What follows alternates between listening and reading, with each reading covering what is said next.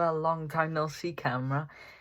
How's it going, guys? Mal here from the Mali SCFC Vlogs YouTube channel, and today I'm going to be doing something I don't often do on this channel, and it's something I really don't like doing, especially when it comes up to fixtures like these.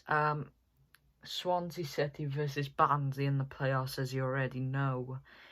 I'm going to be doing a preview for that game, obviously on Monday. A chance for both sides to get a good footing side the playoff final, and potentially a chance in the Premier League. And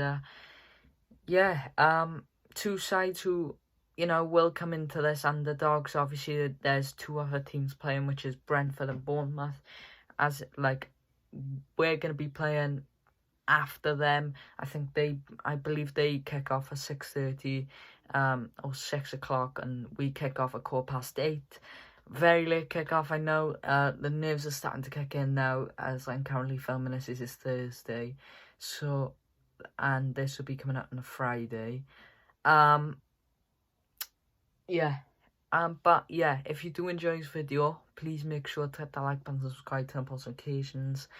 Happy to be back on the channel, and really looking forward to bringing you guys some content throughout the playoffs. And as I said, the nerves are starting to kick in, and as for every other Swans fan, they are as well. So yeah, without any further ado, let's get into it. On to Barnsley now. Their last 10 games haven't been that bad, to be fair. They've only had 3 wins. No, they've had 3 losses, out of their last 10 games, which is really, really good in terms of like them. If you like look at it from afar, you look at Barnsley as a team that be fighting for relegation, and they've certainly proved that they are not one team to be messed with. Obviously, Barnsley, the last 10 games, they beat Bournemouth actually 3-2 at Bournemouth's ground away. They then went on to beat Wycombe Wanderers 3-1. Then lost to quite close rivals actually, Sheffield Wednesday, who's gone to go down. Commiserations to Sheffield Wednesday, by the way, while on the topic. Very good last day of football, I must say. There. Barnsley then went on to draw 1-0 with Reading, then went on to beat Luton Town 2-1, then went on to beat Middlesbrough by 2-0, then went on to lose to Coventry City, as it goes, 2-0, then went on to beat quite close rivals, Huddersfield Town 1-0, then went on to beat Rotherham United, who are another Yorkshire team, 1-0. Then lost to Preston North End when they all but secured their place. Obviously, they didn't know no one knew who were playing. And then the last day, then they actually drew with Norwich City 2-2, which Norwich actually put out a decent side. They were very good in that game. I believe they had a youngster come on. I'm not sure of his name. Barnsley fans, let me know.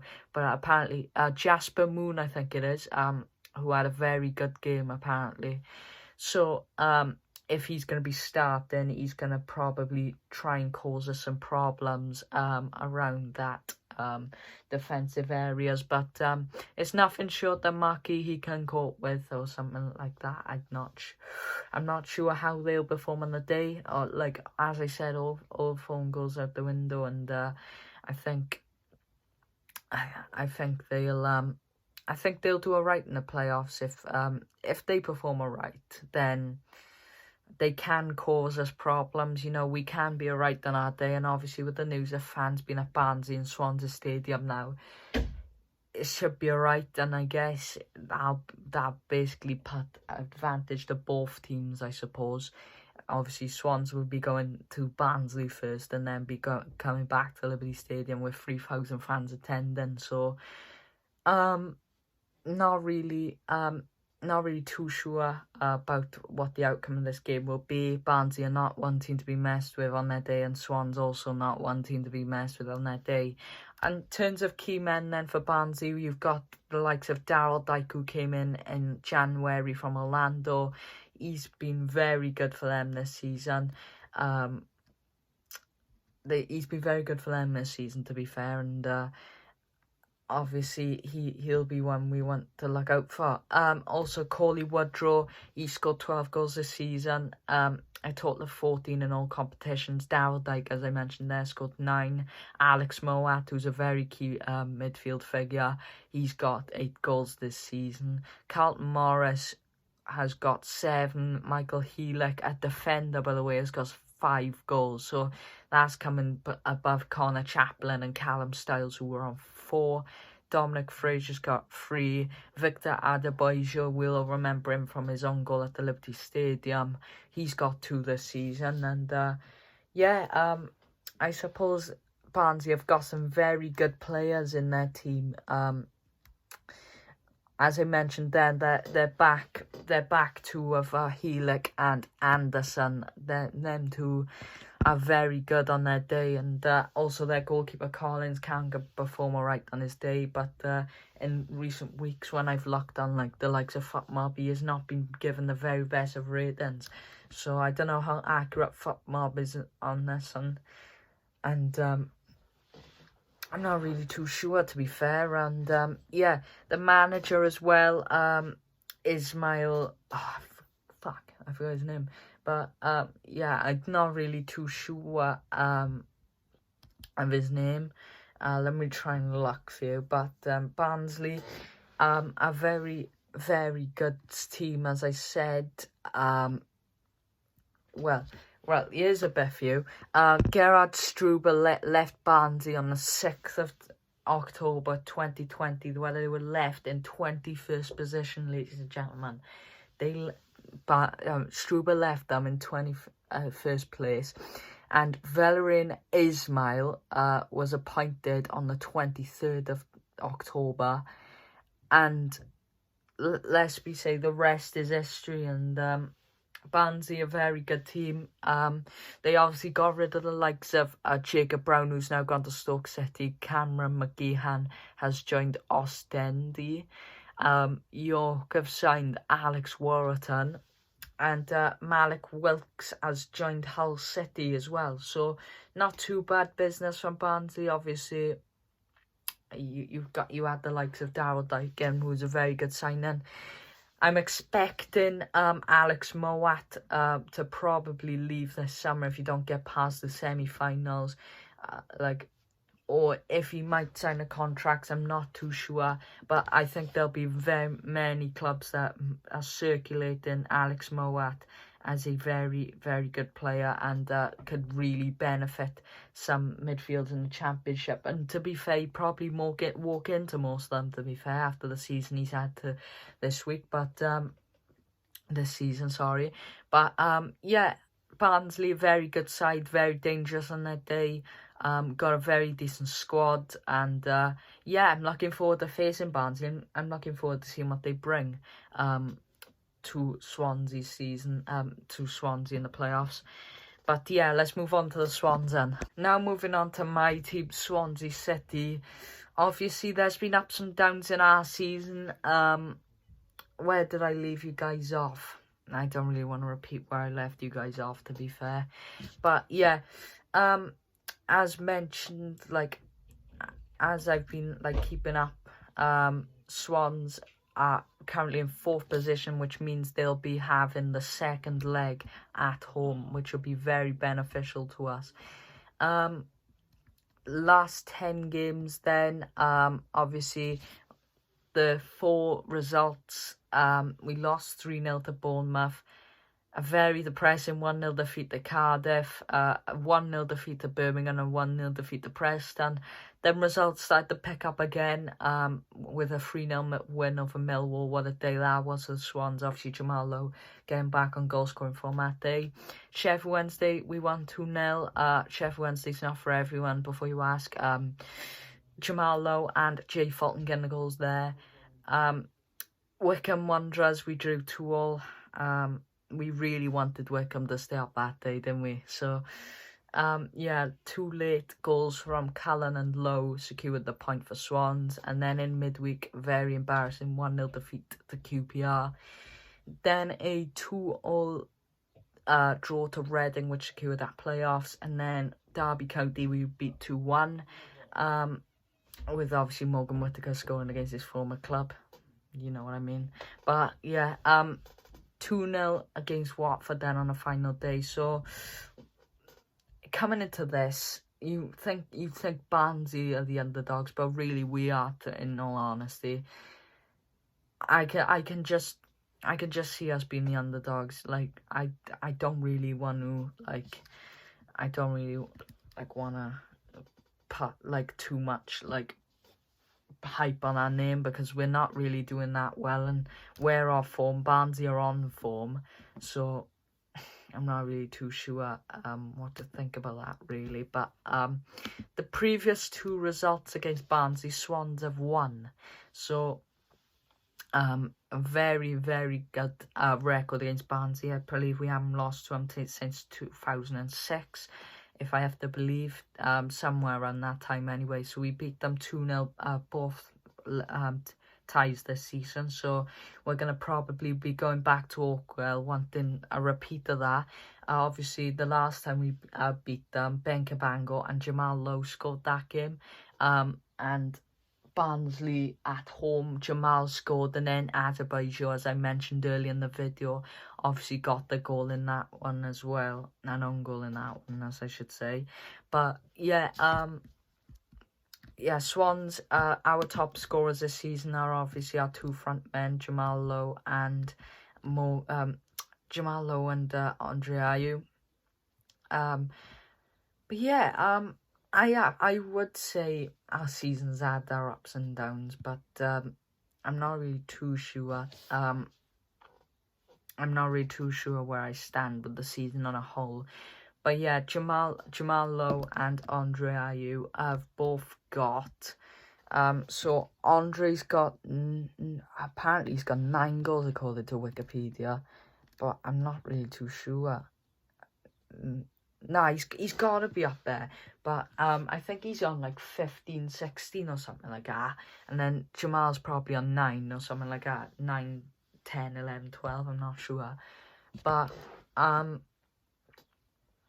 yeah, obviously our goalkeeper Freddie Woodman won the Golden Glove. Very good achievement for Freddie if he isn't to come back next year. It's a massive achievement to achieve in his last season at the club, but yeah, obviously we've got arguably the best fullbacks in the league as well. We've got Connor Roberts and Jake Bidwell or Ryan Manning, whoever you want to pick really. But in terms of the 2 legs, I want to see us go attacking at Oakwell, and then depending on result, try and get like a win. Try and get a win, like a comfortable win, say now a 2-0 or 2-1. And then go defensive in the second leg, if you get me, and then try and nick a goal in the second leg. So, I'm not really too sure where Cooper stands with like the lineups, but yeah. And also, in terms of January signings, obviously 2 of them did not go, well, 3 of them did not go according to plan as it goes. Kieran Freeman is still yet to make an appearance since that Man City FA Cup game. Obviously, Jordan Morris and Paul Ariola supposedly coming down with injury. Jordan Morris 100% coming down with injury. They've both gone back to America now, so shame for them. And yeah, we bought in Conor Horahan, who has scored about 5-6 goals in this campaign for us. I'm not really too sure how many goals he's got, but yeah. Obviously, Conor Horahan will benefit us in this sort of situation. He loves the playoffs. He's won a few playoffs in his career. He has remarkably won with Aston Villa about 2 seasons ago now. So I'm not really too sure if he'll turn up in this game. I really want him to, but his work rate in recent weeks hasn't been the best. So I'm not really too sure what Conor Horahan will turn up. Hopefully the like class one. But yeah, in terms of a lineup for Swans, I'm gonna go with I'm going to go with a back four for this one. I'm going to go with Woodman in goal. I'll say Manning to go in left back for this one. Controversial, but okay. Guehi, Bennett, Roberts. I'm going to go with... let's go with 3 centre midfielders. No, 2 centre midfielders, one CM. Matt Grimes, Connor Horahan, and Jay Fulton. And then this is something I want to see. Either it be Morgan Whitcomb or Leon Callum, I'm not too sure. Andre on the right, Jamal on the left, either Liam or Morgan up front. That's what I want to see. I don't want to see no Wayne Routledge in the first leg. I don't want to see none of that, thanks. But that's the lineup I'd probably go with. I'd expect Barnsley to go with a more attacking side as well. I do see Daryl Dyke starting when he's more of a bench player. Like sometimes he comes off the bench, doesn't he? So I'm not really too sure what Cooper will do with the lineups, but yeah, it is what it is, I suppose. But in terms of a score prediction, now, right, 1-0 Swans will do. 1-0 Swans will do. I reckon it'll be a surprise goal. He's been off form for a couple of weeks, and it is his former club, so I'm going to go with Connor Horahan to score. I know a very controversial, that'd be very controversial, but okay. But yeah, let me know what you think of the tie let me know what you think of the tie in detail. What do you think will happen in the first leg? And I'll probably do some sort of live stream for the set, like after, well, probably, well, I would say after, well, yeah, I'll do a live stream after the game, a live review for the game, because I won't be able to live stream it because I can't get the game downstairs. So I'm gonna have to go somewhere else to watch the game. But yeah, yeah, let me know what you think of the tie down below.